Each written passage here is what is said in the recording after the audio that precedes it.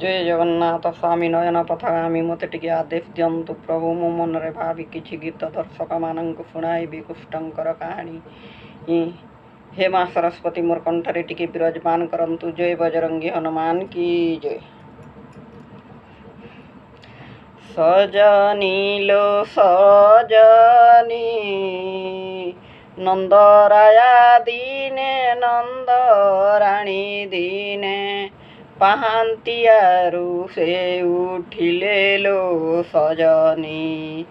ନନ୍ଦରାଣୀ ତ ସାହାନ କଲେ ସଜନୀ ଲୋ ସଜନୀ। ଚନ୍ଦନ ଛେରା ସେ ଦେଲେ ସଜନୀ ଲୋ ସଜନୀ।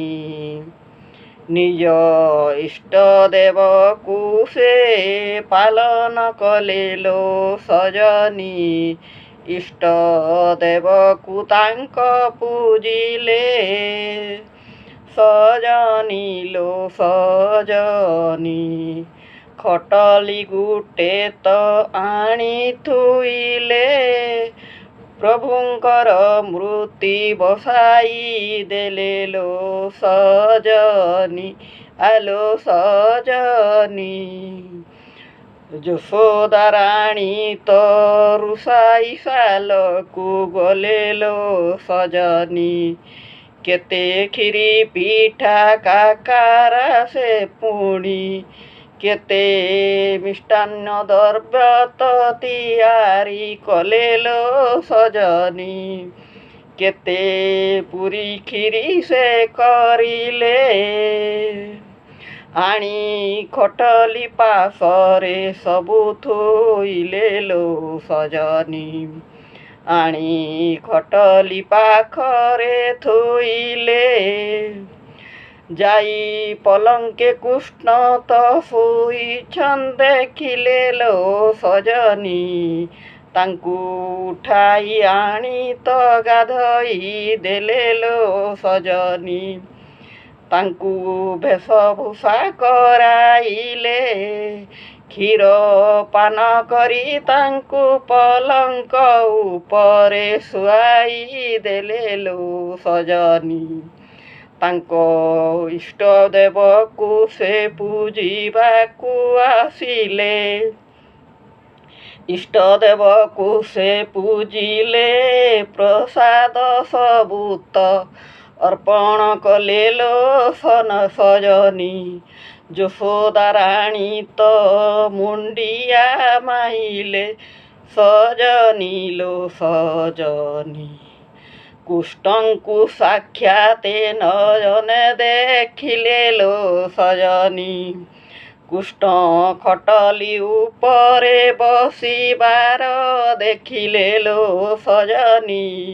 ହାତରେ ପ୍ରସାଦ ଭୁଞ୍ଜିବା ଦେଖିଲେ ସଜନୀ ଲୋ ସଜନୀ। ସେ ତ ଚକିତ ହୋଇ ଦେଖିଲେ ସଜନୀ ଲୋ ସଜନୀ। ଏକି ମତି ଭ୍ରମ ମୋର ହେଲା ଭାବିଲେ ଲୋ ସଜନୀ। କୃଷ୍ଣ ଯଶୋଦାର ଗତି ଦେଖି ମୁରୁକି ଦେଲେ ତ ହସିଲୋ ସଜନୀ ଆଲୋ ସଜନୀ। ଯଶୋଦା ରାଣୀ ତ ମୁଣ୍ଡରେ ହାତ ଥୋଇଲେ ଲୋ ସଜନୀ।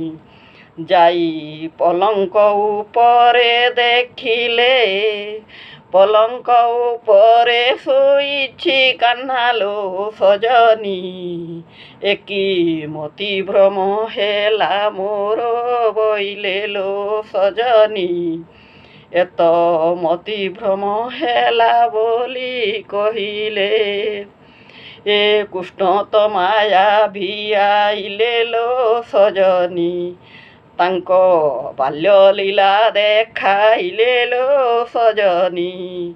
ତାଙ୍କ ବାଲ୍ୟ ଲୀଳା ଦେଖାଇଲେ ଯଶୋଦା ରାଣୀଙ୍କୁ ସନ୍ତୁଷ୍ଟ କଲେ ଗୋ। ତାକୁ ପୁତ୍ର ବୋଲି ଫେର ଭାବିଲେ ଲୋ ସଜନୀ।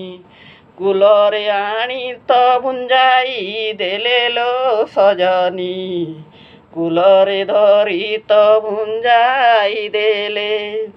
ଏକି କୁଷ୍ଠର ମାୟା ଗୋ, ଏକି କୃଷ୍ଣର ଲୀଳା, ଏହି ଜ୍ୟୋତ୍ସ୍ନାମୟୀ ମାଗେ ଗୋ ସେ ପାଦେ ଶରଣ।